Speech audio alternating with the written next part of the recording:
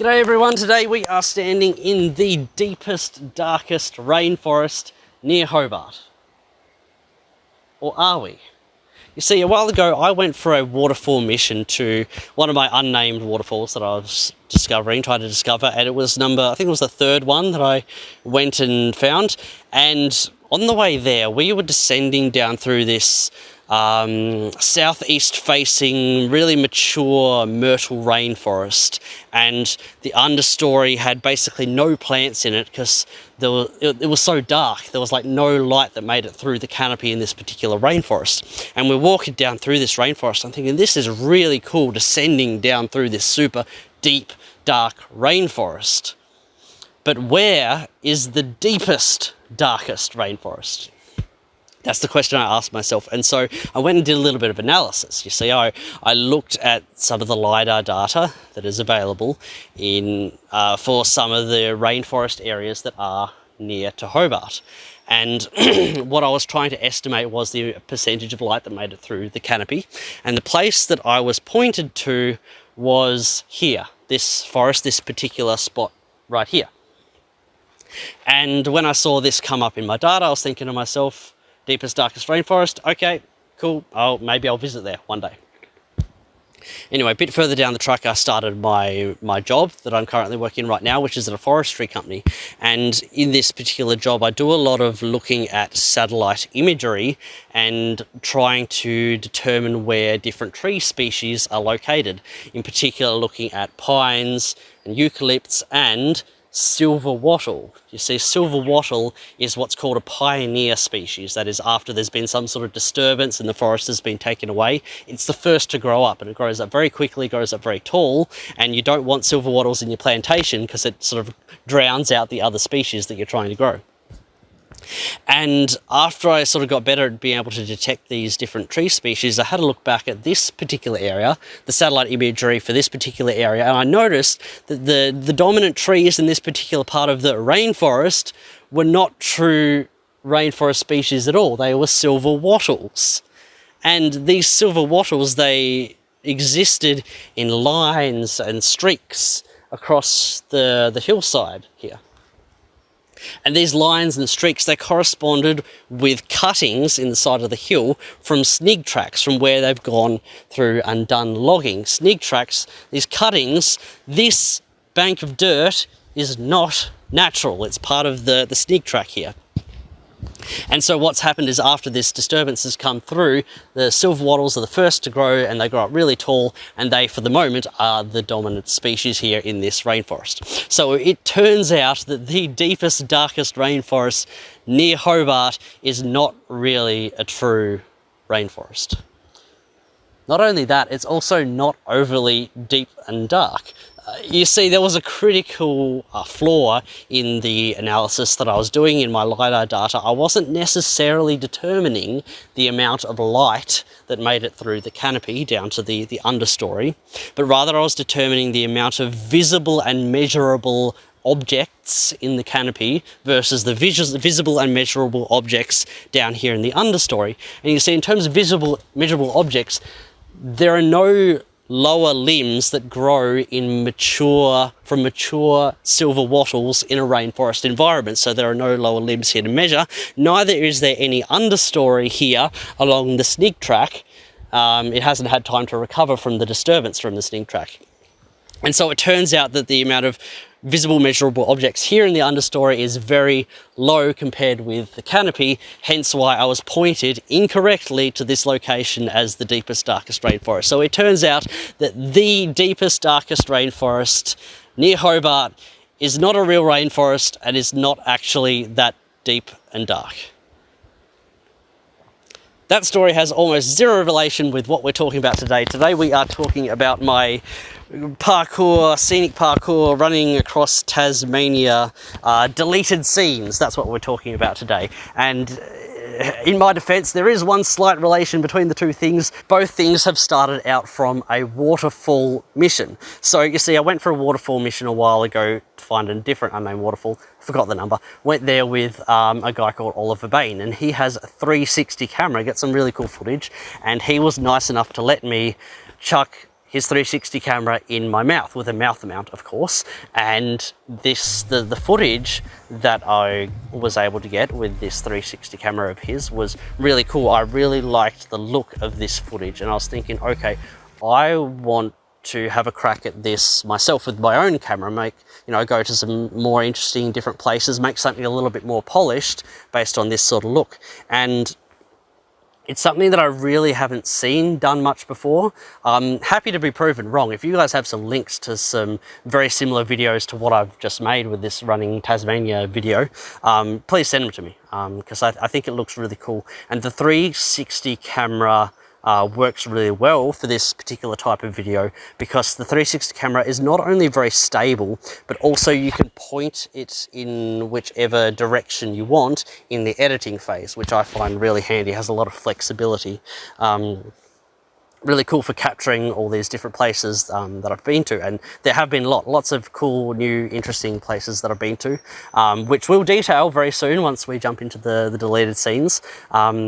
And also, a lot of these places that I've been to for this video, I went with Letty, so I would like to extend a quick shout out and thank you to Letty for coming along on all these random ass adventures that I've been on to capture footage. So that's pretty much it. Let's get into the deleted scenes. We'll go through them.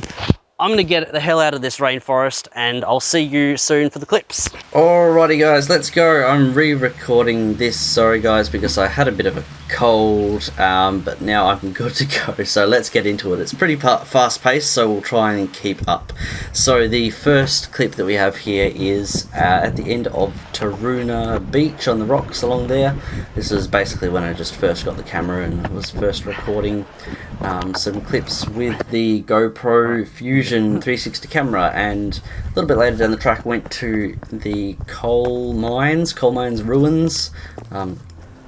Pretty cool spot. Was able to get a nice run here, and the transition for that clip was me doing a parkour roll. You'll find it in a lot of these clips, this one here included, which is further along at Lagoon Beach near the coal mines. In a lot of these clips I've tried to include some sort of little transition at the end of the clip to sort of help me in the edit to switch to the next clip afterwards. So this one here is the old Florentine Bridge, and which was sort of destroyed and burnt and put into the river, and they're actually rebuilding it at the moment, which we'll see a little bit later on. This is the Rodway Range.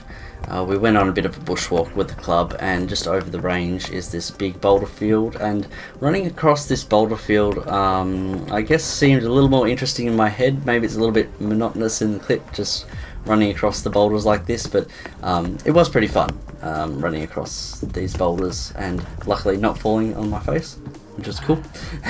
On the same walk a bit further along, we made it to the Watcher, which is a little peak in the Mountfield National Park, and yeah, that was a nice little run. And then this is a different walk with the club, which was at Wellington Falls. This particular spot here is this little rocky outcrop that looks out towards the Wellington Falls. That's Wellington Falls right there. And then after that we went to the top of Wellington Falls themselves. And you'll notice that I kind of screw up my run in this particular clip, so I try and climb up on this boulder and then slip a little bit.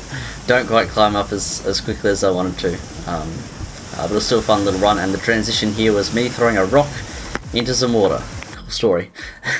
So, this is at Pelham. Now, it's pretty common to see bogans have some wrecked cars, maybe burnt cars in their backyard. That's a pretty common sight in Tassie, but this is pretty next level. This guy had, it looked like more than 100 burnt cars in this paddock, and I don't know, I feel like this should be some sort of Tasmanian heritage register of this bogan's big bloody car bonfire. A really interesting place actually. And now we're at Clear Hill. This was another bushwalk with the club, and this is a really cool mountain. I love the views out over Lake Gordon from this particular mountain. And now this is the Humboldt River Power Station. It's a run-of-the-river power station, and where the water flows out back into the Humboldt River just happens to be right next to where the Medina train line crosses the Humboldt River. So it made for a pretty interesting little line there. Now we are at Primrose Sands. So Primrose, we had this little Easter trip with the Northwest lads organised for Primrose, where we stayed in this shack, and on one of the days, while some of the guys stayed up at the shack drinking, myself and Ruben and Bo decided to go for a little explore along the shoreline. And what was great was, like, you know, as we were going along the shoreline, I had this 360 camera, and I'm like, oh, I'm going to get some parkour shots along the rocks. And I didn't even need to ask these guys, like, run in front of me. They just saw that, you know, there was an opportunity to run along the rocks with the camera going, and they just went for it, and I just followed them. Albeit I actually struggled to keep up with them, because this was like a really bloody hot day, super windy. I was dehydrated, running along these rocks. It doesn't look like it in the footage, but I was very much struggling to keep up with these guys, keep up with their pace. Luckily, Bo gave me a bit of water at the end of this one, so that was pretty interesting. And so this was... so during that walk with Ruben and Bo, I scouted out this place, which was at the boat sheds at Primrose Sands, and I realised that this, looking out towards the east, would be perfect to come back to for the sunrise. So I got up the next morning with Letty really early and got to run along the boat sheds there at sunrise, which made some pretty impressive footage. That was one of my favourite clips from the video. And just after that we went to the breakwater thing that they built and went for a little bit of a run along that. So yeah, that's a cool spot. Now this was actually in Berrydale. There's a thing called the Windermere Track, which sort of runs along the shoreline around the Berrydale, Claremont area. And yeah, just was looking for interesting sort of clip where you're running past all the branches and the trees really quickly, and it's kind of like it's a tunnel. And this particular clip, there's this runner that unfortunately was in the way, but that's alright. We had another re-attempt, and I just love the sort of look of this, where it looks like you're Sonic the Hedgehog running super fast past all these trees. And the transition out of this clip is was meant to be me slamming the camera into the leaves, which I did. So yeah, cool stuff. Anyway, this was an unnamed waterfall mission that I went on with a guy called Cadence and Adrian.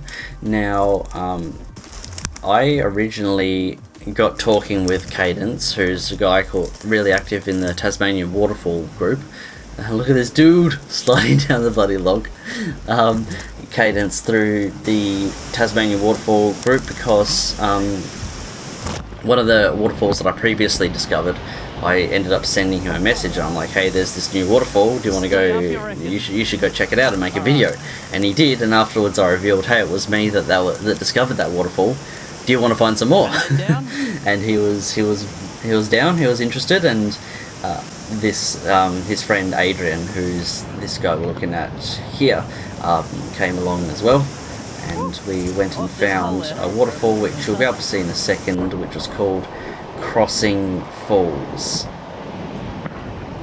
which was really cool. This is Chasm Falls here, and as you can see there's a little log crossing, hence the name. So that was a fun mission. The bush bashing down to the waterfall was very pleasant. Styx Valley rainforest. Yeah, there's a lot of bush bashes. Very similar, where it's like open man ferns, really nice. Apart from like the steep log jammed parts, it's pretty easy going. But yeah, really nice spot. And then afterwards we tackled a different waterfall on another creek in the Styx Valley, which this one was Hazard Falls. And I was going to climb up this log here, but I decided that I didn't want to go too much further. It looked a little bit sketchy. But yeah, two really good waterfalls in one day. I was pleasantly surprised that we got some really good waterfalls that we found. So yeah, this is Cadence in front of me here, and he's got a YouTube channel where he posts a lot of waterfall finding stuff. It should be called Cadence Kuepa, or however you pronounce his last name. I'm sorry, Cadence, I'm not too sure on how to pronounce that. And you'll also see here how not to bush bash. Yeah, spud move, that's how you don't bush bash. And then I went in this culvert underneath the Styx Road where the Chasm Falls creek thing flows out and under the road, and you'll notice that Cadence was sticking his head from the top of the culvert here. I didn't even know he was doing that. I only realised when I saw in the footage afterwards. Anyway, it was a good day. We got a fair bit accomplished in that day.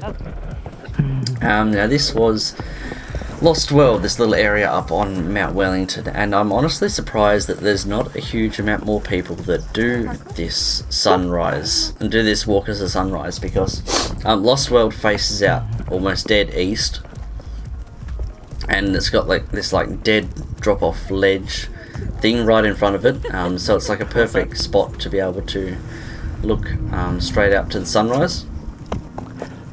And I had actually been here before on a previous walk, and I'd scouted out this particular line, which you'll see in a second. It's this one here, and I'd ran this on a previous time and realised that if I did this at sunrise it would just look sick, running straight into the sun as I make this gap. And so I decided to make the sunrise walk so I could hit that line, so it went pretty well. Now this was Carlton Bluff, and myself and Letty went here to hang out in the hammock. You'll notice that it's more difficult and awkward to jump into a hammock than I initially thought, so I had a few attempts at this, and I finally got it on this particular attempt. The idea was for myself and Letty to hang out here in the hammock next to the ocean and just chill, but unfortunately there were a few mosquitoes, so if we were to attempt this again we'd bring some sort of mosquito repellent and stuff to keep the mosquitoes at bay. This clip coming up is New Norfolk's Tynwald Park, and I thought it would look amazing if I ran through these tree branches, but the sun had disappeared and it didn't look that great, so bit of a failed clip. Anyway, now we're at Abbott's Lookout. Now the Abbott's Lookout is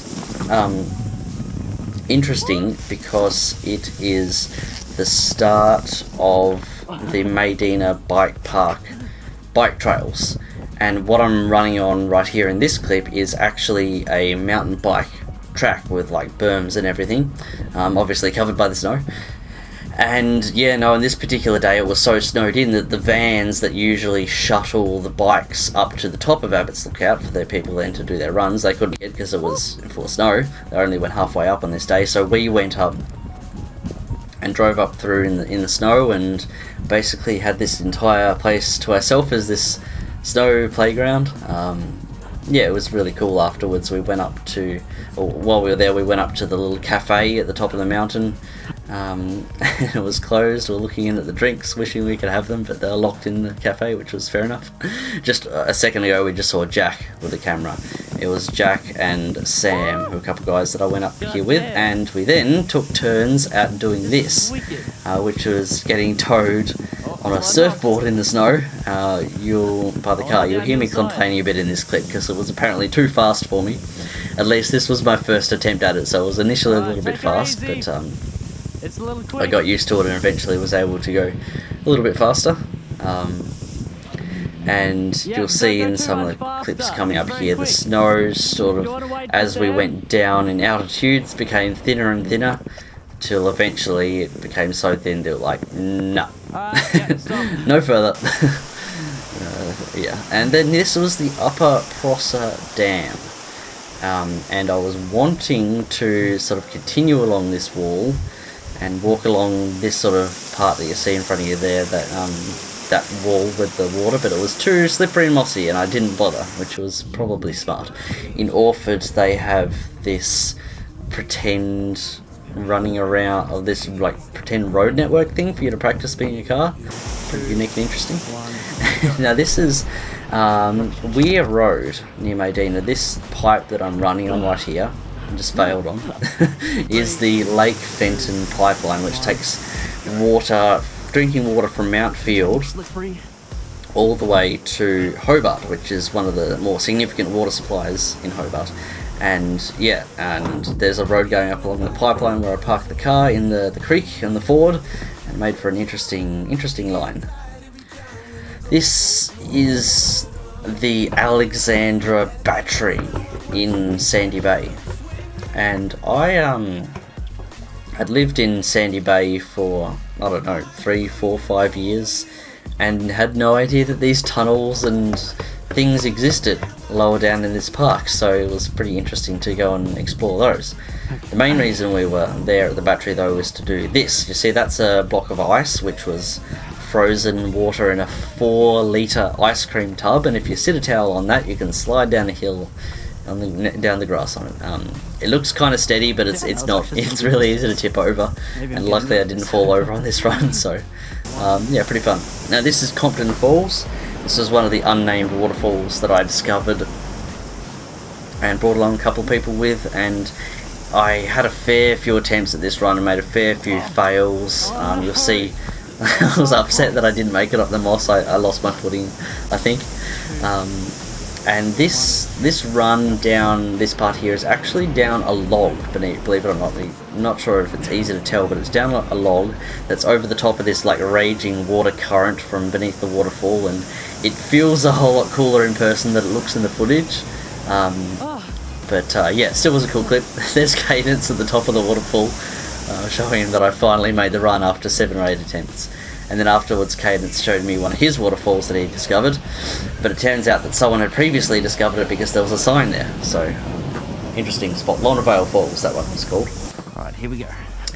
And now this was at Tasmania, and I hadn't been here since I was 7 years old-ish, approximately. And so I'm looking around all these mazes like, this is somewhat familiar, but I do not remember enough from when I was 7 years old to just click my fingers and solve the mazes straight up. So yeah, it was still pretty interesting though. We went here with Rita, Ruben's girlfriend. It turns out Rita's more of a bro than Ruben, at least in this instance. I knew that this clip wasn't going to make the main video, but I just figured that running around inside this cage thing would make a pretty interesting clip. So yeah, Tasmania was pretty fun. And after Tasmania, we then went with Rita on another little adventure, which we'll see now is Chasm Falls. At least this is Middle Chasm Falls. And I tried to make this little run where I climb up on top of this rock thing here, and then jump to the log and then cruise over to the waterfall. Didn't do it super fast though, so it wasn't a super long run. But this is a really cool spot. I can really recommend it. This is Middle Chasm Falls. Lower Chasm Falls is also really cool. Really nice walk. We ended up walking back in the dark. It was quite a long day, so it was a cool adventure. Now we're up on top of Colin's Bonnet. So get this right, there were 1,000 members approximately in the University Bushwalking Club, and I posted this walk to go up Colin's Bonnet in the club, and 0 people signed up. So I was like, well, fuck you guys, I'm just gonna walk up here by myself. and so I did. So yeah, I noticed as I was walking up the mountain most people were coming down, and I was the only person going up, and I ended up having the top of the mountain to myself, which ended up being pretty great actually. It meant I had space and to make these clips. I get these clips, and you notice here I slip and fall on my ass because this particular run here, again, it took like 7 or 8 attempts to get right. This would have been, yeah, like the 8th attempt right here, and I finally got it right, able to run up the rocks and up onto the tree point. So yeah, no, this was really cool. Colin's Bonnet is a really nice spot to come for a sunset, and this here is was going to be an alternate intro to the video. Instead of stacking the rocks, I throw the snow off the side of the Colin's Bonnet, and then it cuts to me climbing up to the top of the tower. Didn't make it, but still an interesting clip. So yeah, that was pretty cool. Now this next clip is in one of our plantations, SFM plantations, and I wanted to record myself running along the rows and ducking under the branches, because that apparently looked cool. I'm not too sure what I was thinking, but I thought I was pretty cool ducking under this branch. Yeah, I don't know. Anyway, this was at West Uxbridge Road. Different snow mission this time. Much lower altitude, much lower snow, and had another crack at this surfing on the snow thing. Yeah, that was pretty fun little day. Now this was at Fern Tree. Up at Fern Tree, part of the pipeline track water supply thing that comes to Hobart. This is a different water supply. They've got this aqueduct thing, which is pretty cool. You don't see many of these in Tasmania, I don't believe, and made for a nice run. Just quickly, this is Robbie's Falls, and if you want to read up on this one, this is one of the unnamed waterfalls I discovered that actually was already being discovered by some guy, and it was a really cool spot.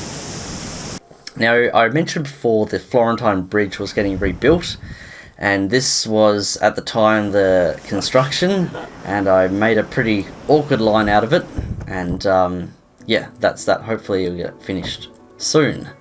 And now, okay, so this is Primrose Sands. So you notice I went to Primrose Sands before Reuben and Bo. I wanted to make a transition clip from Reuben and Bo running into, from the Fern Tree clip into Reuben and Bo running. And I filmed this little clip of the transition, but unfortunately I started recording too late.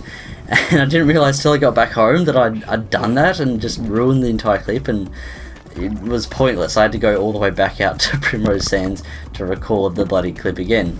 While I was there, I was testing out the stitching between the two halves of the 360 footage underwater, because I was told that it didn't stitch properly, and it turns out they were right, it doesn't stitch very well. But anyway, I went out to Primrose Sands a second time, drove all the way out there just to get this one little clip. I tried a few different methods this time to try and transition from the Fern Tree to the Primrose Sands clip, and this is the one that worked. I chucked the bike down that I stole from Letty, and then clicked my fingers, and Reuben and Bo here. And yeah, so that's pretty much it. That's all the footage that went into the video. This is an awkward transition to me in my old house. Using the 360 camera for the first time, because I wanted to talk about 360 cameras in general, because there might be some people thinking about buying a 360 camera. And I would say for most folk, whether you should buy a 360 camera or not, the answer would be no. I say that for a few reasons. Like, well, a 360 cameras are good because they can get a really stable shot, and you can position the clip wherever you want it, and you can also put out 360 videos if you don't want to do what I've done and just turn it into a regular flat, 2D video, and that's great. But the issue is that there's a whole lot you need to do back on the computer once you get to editing phase. Like, it's great in the field where you don't have to point the camera, you just do the pointing in back on the computer. But when you get onto the computer, there's a lot that you have to do in the editing phase. Like, I had to put this footage first into GoPro Fusion Studio to merge the two halves together, and then into this program, which was Insta Studio, to point the clip where I wanted it to be. And then I had to put those clips into Sony Vegas to be able to sort of piece together the entire video. And not only is that a bit of a process, in the creation of this video, there was 500 gigabytes of footage that was taken up my hard drive. So it's big footage, and some people might not have enough hard drive space for that. So yeah, look, what I'd say is if you really think it will suit you, I would say go for it. But for most people, just the extra editing involved and the massive file sizes means that 360 cameras are probably not the best buy, and a stabilized GoPro is a better way to go. So anyway, we're back at the Jubilee Forest, which was the fake rainforest that I was telling you about earlier. I was getting some drone clips after I left, and that little bit of filming I did before, and I really don't trust my drone these days. There have been so many weird glitches that have happened with my DJI drone that I just don't trust it to do much more than fly directly above me, so hence why in these clips I didn't fly over to the actual spot where I was filming, where I found the fake rainforest. I was just flying directly above in the nearby rainforest. So, yeah, just quickly, the music that was used in these videos is by Cone Sound. They're electronic music producers, and yeah, they're really unique, and so if you like the stuff that you've heard so far, then go check them out. They're pretty cool. So that's pretty much it. That's the deleted scenes all finished up and done with. That's this project finished and done with. So yeah, it's been pretty cool. And testing out 360 camera, getting out and doing some parkour and stuff. It's been pretty fun. So anyway, guys, please leave a comment. Leave a comment about whatever is on your mind. The comment section is very boring without comments, so please leave your thoughts and or opinions on anything. Maybe you had some thoughts on what the 360 camera could be used for, or maybe you're upset at these Pelham bogans for burning 100 cars and not inviting you along to the bonfire because you wanted to roast your marshmallows in the burning tyres. Imagine some marshmallows flavoured with burnt tyres. I would imagine that would not taste very good. Anyway, yeah, that was an interesting place, it really was. Anyway, leave your thoughts down below. That's pretty much it. This done. I might make another video with a 360 camera at some point soon, a skating video with Mato. Hopefully that'll come out soon, but that's pretty much it for this one. The music's fading out, so I'll leave you guys to it. I'll catch you next time.